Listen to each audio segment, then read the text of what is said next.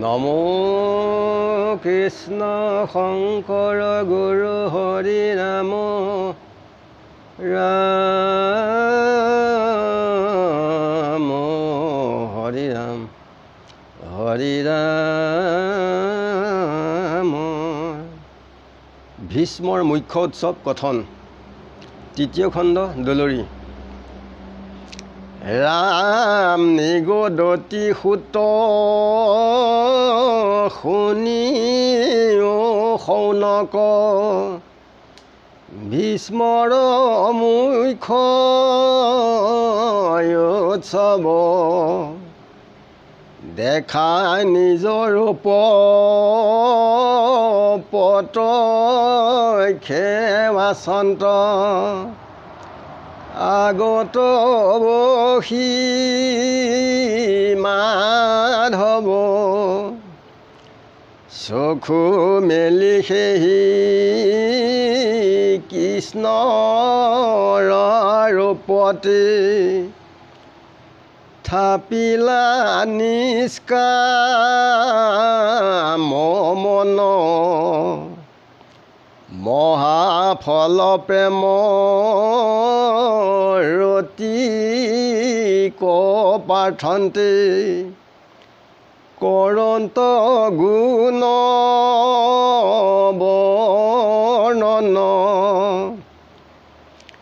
ত্ৰিভুৱন মধ্যে সুন্দৰ শৰীৰ নীলত মালৰ বৰ্ণ ৰুচিকৰ গৌৰ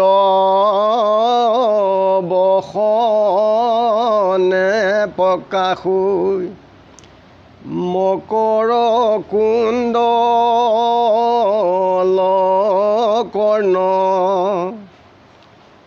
অলকায়াবিত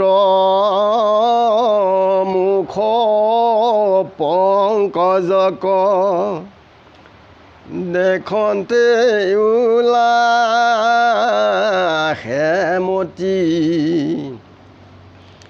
হেনয় ঈশ্বৰ বিজয় সখিত্ৰ থাকুক নিষ্কামৰতি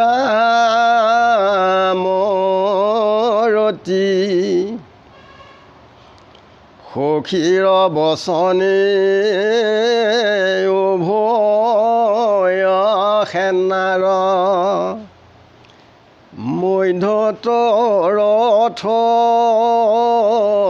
থাপিয়া এহি কৰ্ণদূৰ্ণ দেখান্তে চকুই আনিলা বায়ু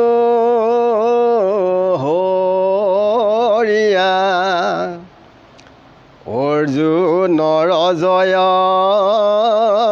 সাধিলা মাধৱ ভকতৰ তুমি গতি দেৱৰ দেৱতা ঈশ্বৰ কৃষ্ণৰ চৰণে থাকো কৰতি যুদ্ধত ৰথৰ ঘূত কৰ ধূলি ধূসৰ অলকাপ্ৰান্তি ঘৰ্ম বিন্দু লাগি লৰান্তে চৰান্তে মুখ পদ্ম কৰে কান্তি ঘোৰ তীক্ষ্ণ শৰে ফুটিয়া কবচ কৰোয়াতি জাতিস্কাৰ হে নয় কৃষ্ণৰ চৰণত নিতে থাকো কৰতি আমাৰ ভকতৰ বন্ধু কৰোণাৰ সিন্ধু তুমি অনাথ ৰনাথ তোমাৰ চৰণ নেৰো মোৰ মন নমো নমো মাত্ৰ বন্ধু বধ দুখে পৰিলা ৰথত হতাশে পেলাইলা চাপ মহাজ্ঞান দানী হৰিলা কুমতি অৰ্জুনৰ কৃষ্ণ বাপ ভকত বৎসল কৰোণা সাগৰ কৰায় গতি ৰগতি হে প্ৰাণ কৃষ্ণ তোমাৰ চৰণী সততে থাকো কৰতি কোন অনুগ্ৰহ নকৰিলা মোক ভকত বৎসল তুমি কৃষ্ণৰ পৰম উপকাৰ স্মৰি কান্দিলত মহুমি তীক্ষ্ণ তৰসৰে কব ভেদিলা কূপে বাতিতো নুকাম্পে মোক ক্ৰোধ কৰি কৰে চক্ৰ ধৰি ৰথৰ নামিলা জাম্পি মোক কাটিবাক বেগে জান্ত খেদি পৃথিৱীখণ্ড লৰাই অৰ্জুনে পদত ধৰন্ত ক্ৰোধত চলন্ত তাংকো চেৰাই গাঁৱৰ পচুৱা পৰিল ৰথত নেদন্ত তাহাতুমতি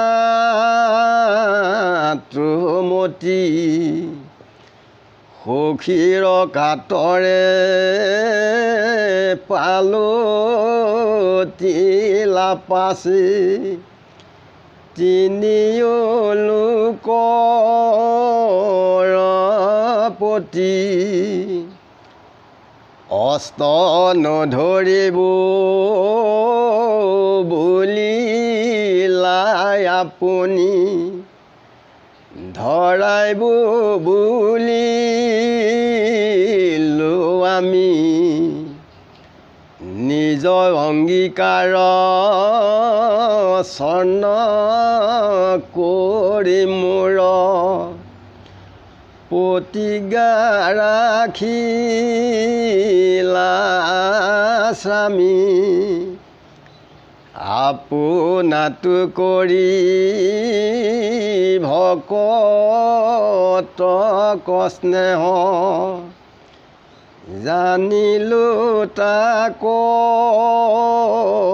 সম্পত্তি আন নবাঞ্চো বন্ধু মাধৱ তুমি হৈবা মোৰ গতি। সুতে শৌনক আদি ঋষি সমস্তক ভীষ্মৰ মুক্তিৰ কথা কৈছে যে কৃষ্ণ তেতিয়া ভীষ্মৰ আগত প্ৰত্যক্ষভাৱে বহি আছে। ভীষ্মই চকু মুকুলাই নিষ্কাম ভক্তিত মন দিছে যে মহাফল ৰসক তেখেতে বৰ্ণনা কৰিছে। ত্ৰিভুৱনৰ মধ্যে তেখেতৰ সুন্দৰ শৰীৰ তমালৰ সদৃশ বৰ্ণ ৰুচি গৌৰ বসনেৰে তেখেতক প্ৰকাশ কৰি আছে। মকৰ কুণ্ডল কৰ্ণত অলকা আবৃত্তে মোক পদুম ফুলৰ দৰে জিলিকি আছে। অতি আনন্দৰ মনেৰে ঈশ্বৰক দেখি ভীষ্মৰ নিষ্কাম ভক্তিৰে তাত ৰতি কৰিছে। অৰ্জুনৰ বচনত উভয় সেনাৰ মাজত কৃষ্ণই ৰথ ৰাখিলে। দ্ৰোণ কৰ্ণ আদি কৃষ্ণই যেতিয়া দেখুৱাইছে তেতিয়াই তেখেতসকলৰ আয়ুস হৰিছে। যে দেৱৰো দেৱতা কৃষ্ণ আপোনাৰ চৰণত মোৰ ৰতি হওক এইবুলি ভীষ্মই প্ৰাৰ্থনা কৰিছে। যে তীক্ষ্ণতৰ অস্ত্ৰৰে কবচ যেতিয়া কাটে তেতিয়া মহাজাতিষ্কাৰ হৈছিল। সেই কৃষ্ণক সদায় চৰণত আমাৰ ৰতি ৰহক। যে তোমাৰ চৰণে সৰ্বক্ষণে যেন মোৰ মন নেৰোক। যে বন্ধু বধ দেখি পেলাই অৰ্জুনে যিখিনি শোক কৰিছিলে মহাজ্ঞান দি পেলাই তেখেতৰ শোক দূৰ কৰিছিলে।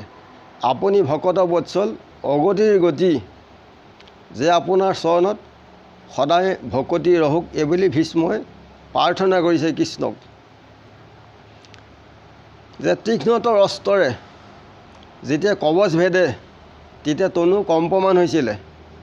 যে ভীষ্মক ক্ৰোধেৰে চক্ৰ লৈ ৰথৰ পৰা নামি পেলাই ভীষ্মক কাটিবলৈ গৈছিলে। তেতিয়া অৰ্জুনে কৃষ্ণৰ চৰণত ধৰিছিলে। গাৰ পছও ৰথত ৰৈ গৈছিলে। কৃষ্ণৰ কাতৰত ভীষ্মক নেকাটিলে। ভীষ্মই কৈছিলে যে তুমি অস্ত্ৰ নধৰোঁ বুলি কৈছিলা, তোমাক মই অস্ত্ৰ ধৰাইহে এৰিম। যে নিজৰ অংগীকাৰ কৃষ্ণই স্বৰ্ণ কৰি পেলাই ভকতৰ বাক্য ৰক্ষা কৰিলে।